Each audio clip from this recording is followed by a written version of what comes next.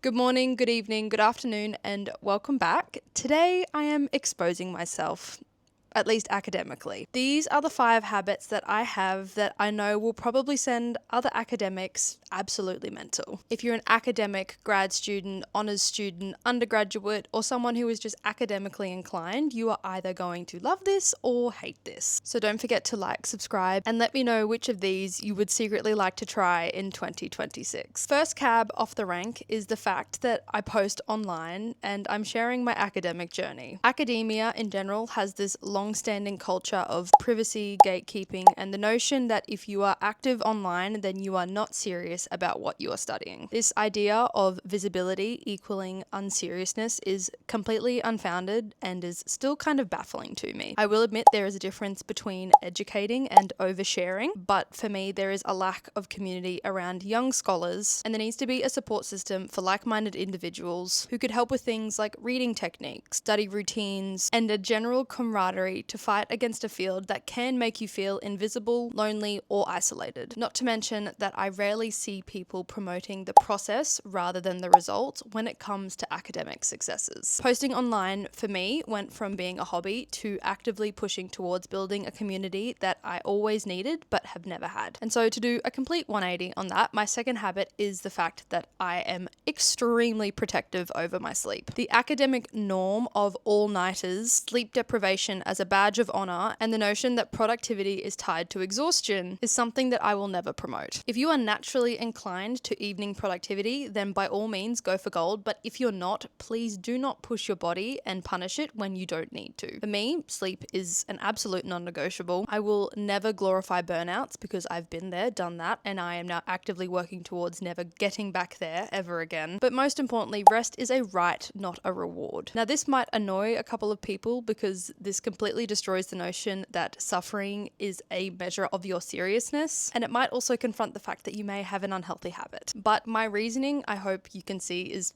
pretty simple because cognitive clarity after 7 to 8 hours of sleep gives me extra hours of productive study. Sleep also helps boost memory consolidation, aids in emotional regulation, and helps form long-lasting sustainability, which is so important when it comes to postgraduate studies. Because at the end of the day, I would rather be able to think clearly for 4 to 5 hours than absolutely panic read for 10. Sort of along the same lines, my third habit is the fact that I don't drink very often. The academic culture shock that I experienced last year was that conferences had welcome drinks, networkings had a bar tab, and that celebrations also meant drinking. Now, I don't abstain completely, but it is no longer central to my life or my identity. Drinking is obviously a social norm and a coping mechanism for some people as well, especially when surrounded by new or intimidating figures. Yet I have still been able to socialize, network, and connect deeply with people without having multiple glasses of wine in my hand. Personally, I care more about mental clarity, sleep quality, and emotional stability, but mainly drinking doesn't align with my priorities right now. So take this as your sign that you don't have to opt out of academia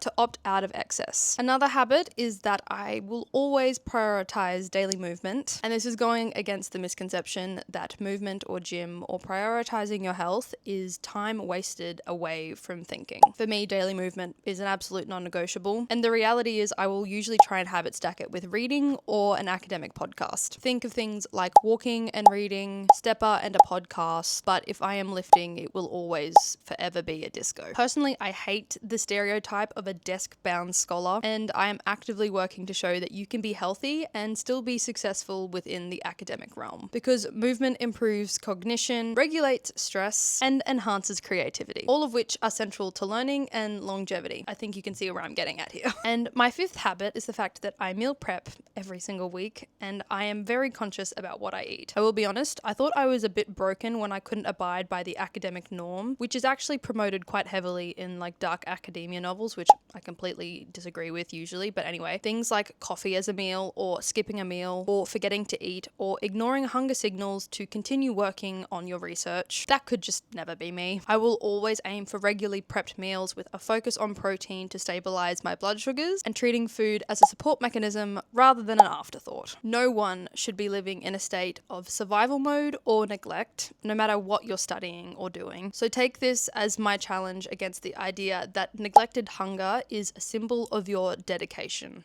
because it really isn't. It is a bit of a cry for help. And at the end of the day, your brain requires fuel to function. Food will always help with mood stability, and research is a marathon. It's not a sprint. So I will always take my research seriously enough to fuel my brain properly. These habits aren't about perfection or aesthetic optimization. They're about sustainability, longevity, and supporting the joy of thinking. Academia doesn't and should never be miserable, disembodied, or self-sacrificial. You can still be serious, disciplined, and successful whilst also living well. Now, I know that these habits won't work for everyone, and that is absolutely okay. But if academia is your life and not your job, then sustainability is essential. So my questions for you are, which of these habits would drive you mental, and which of these are you secretly curious about trying this year? So please don't forget to like, subscribe, and join our conversation, and follow along for more glimpses into my modern academic life. Because an academic life isn't just about what you produce, it's about how you live whilst creating it. I'll see you next week.